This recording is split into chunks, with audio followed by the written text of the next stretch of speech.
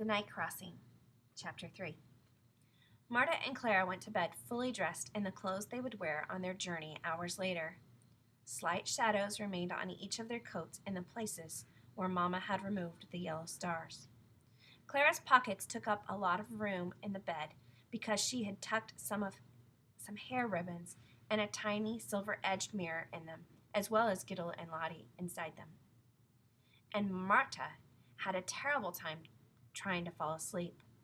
The pockets and folds of her clanking petticoats were stuffed with Mama's candlesticks and a few very heavy, hardbound schoolbooks. It was still pitch dark outside when Papa woke them. Sleepily, Marta and Clara rolled out of bed and followed him to where Mama waited near the cellar door, holding the family's only satchel. "Absolute silence," Papa whispered as the four of them slipped out to the street. The family walked and walked past all the familiar houses and buildings in their neighborhood, being careful to hide in whatever shadows the creeping sunlight rise left undisturbed.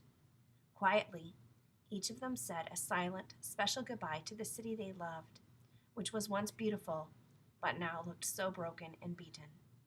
At last they reached a small farmhouse with a barn a few miles outside of the city of Innsbruck.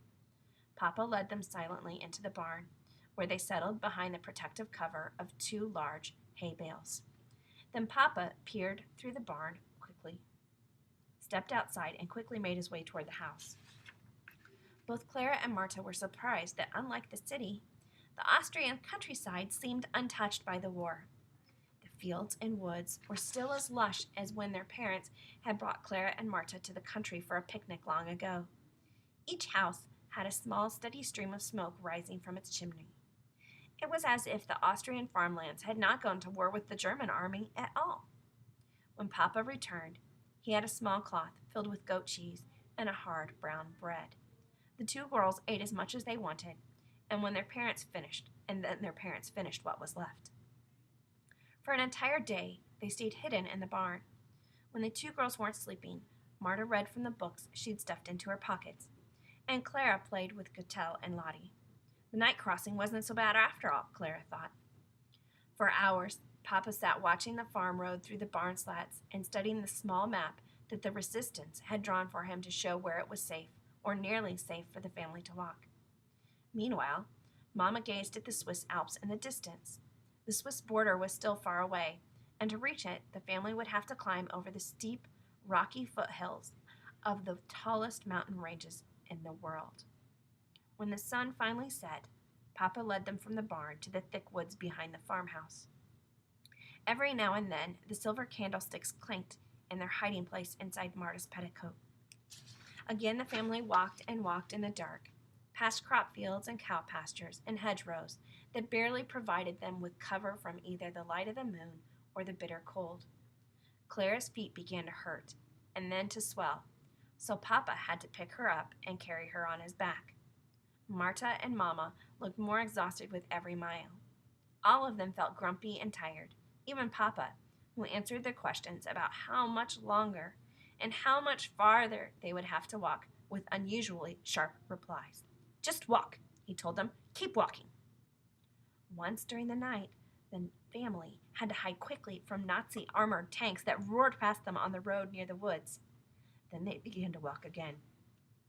When a small patrol suddenly appeared, Papa motioned to be quiet, and they all crouched behind some weeds at the side of the road. A soldier came close and poked around with the bayonet at the end of his rifle. Peeking out from beneath her father's arms, Clara saw the moonlight reflecting off the bayonet's sharp blade. The buttons on the soldier's uniform were polished brightly.